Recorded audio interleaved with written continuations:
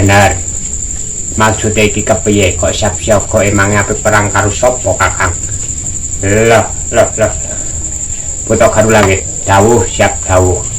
Siap bantu sak tenaga dalamku. Sak bolo kancaku ya bakal tak kon bantu. Ya.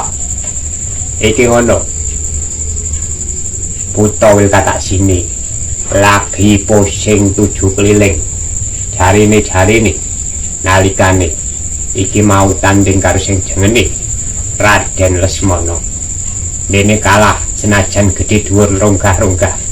Tapi ora mempan musuh sing jenenge rayine Rama Wijaya. Lah terus aku dikantene iki ape dikon apa, Kakang? Apa aku ya dikon perang? Apa aku arep duwe mangan? Buta kok. Panganane sing ditata. Lho, sadurunge perang ku ya mangan barang. Yen ora mangan wetengku lesu ora kuat. Ora kuat perang.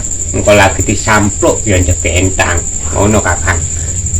Ya, yen pancen koyo ngono iku beres.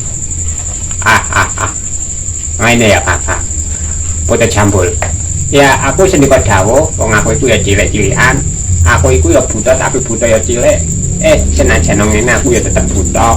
Ya kepiye meneh pancene ya ngene. Aku ya melu perang ora.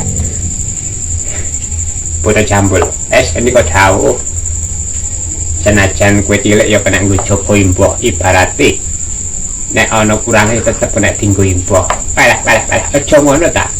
Senajan aku cilik iki ya jiwa patriotismeku banget dure karena negara yaksa buta sing ana ing kene iki ya aku tetep ngewibawa ya tetep aku iki ya setia bukti marang Sang Prabu dalam Rahwana Diraja.